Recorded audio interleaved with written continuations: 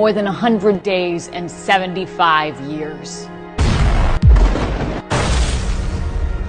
100 days of the highest rate of civilians slaughtered in the 21st century. Israel killing more than 10,000 children in what UNICEF has called a graveyard of children. 100 days of dropping 2,000-pound bombs hundreds of times on the very spaces families were crammed to seek shelter, murdering them in an ever-shrinking killing cage in sheer cruelty and deliberate destruction of life. 100 days of burning children's flesh down to the bone with illegal white phosphorus, and of destroying 400,000 homes to rubble and forcibly displacing 2 million people, 90% of the population, of bombing 320 schools so children in Gaza have no access to an education, ensuring lost generations, of destroying the healthcare system and decimating nearly every hospital, bombing them with patients in them and systematically targeting 637 doctors and healthcare professionals, an entire class of medicine, while injuring 60,000 so that they succumb to their wounds and die slow, painful deaths. Not enough to massacre them in their homes, but to massacre them in their hospital beds. 100 days of bombing bakeries and purposefully burning food while denying aid trucks in, so an entire civilian population of 2.3 million is mass starved. 80% of those starving in the world in Gaza, 9 out of 10 people in Gaza sleeping without eating, with Israel using starvation as a weapon of genocide on 1 million children. 100 days of killing more than 100 journalists, the highest number of journalists murdered in history.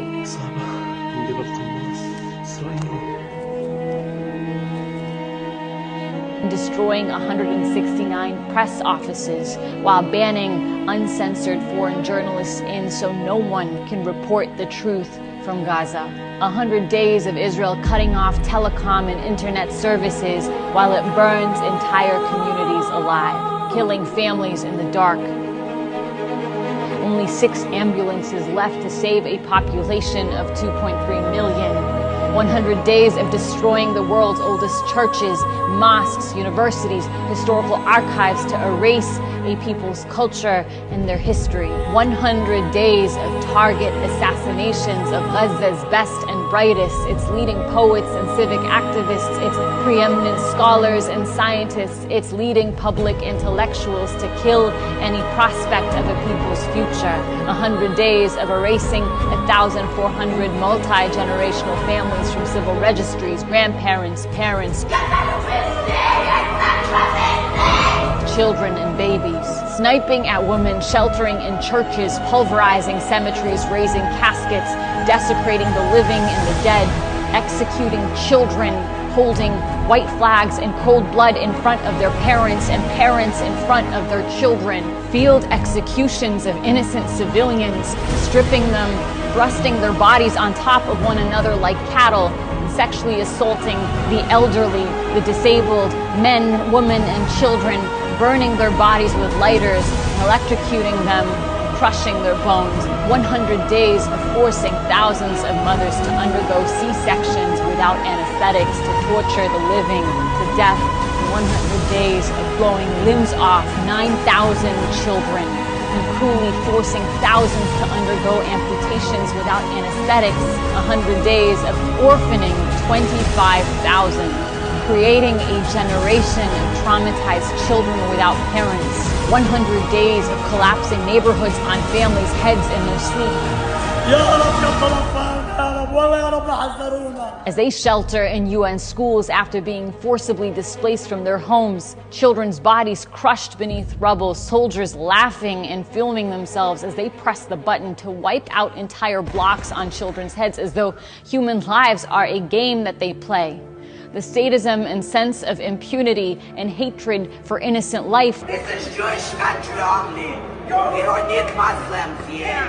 knowing no likeness in our lifetime. 100 days of them telling the world what they are doing in horrifying language, followed by action at the highest levels and across society. Language that we heard in the worst horrors of human history, speaking of annihilating a people and of human animals. And that is why the world is marching with Palestine, because it's impossible to know the truth as a human being of conscience and to uphold this for human life. 100 days of the first genocide in history, where its victims are broadcasting their own destruction in real time in the desperate, so far vain hope that the world might do something. This can never be self-defense.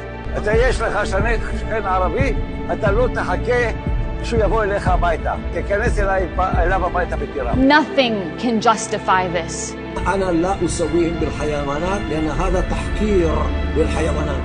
This is genocide on a population that's been subjected to 75 years of annihilation. And if I don't steal it, someone else is going to steal it. Of ethnic cleansing and vicious apartheid on their land in Gaza and in the West Bank, a Nakba that has never ended. Of 56 years of brutal illegal occupation and violent oppression. Of 17 years of a deadly siege in the world's largest concentration camp. A people denied their right to exist for the past 75 years, denied their right to live in dignity and in freedom. A people persecuted for decades, massacred in the thousands, held hostage in the thousands before October 7th and every day after October 7th.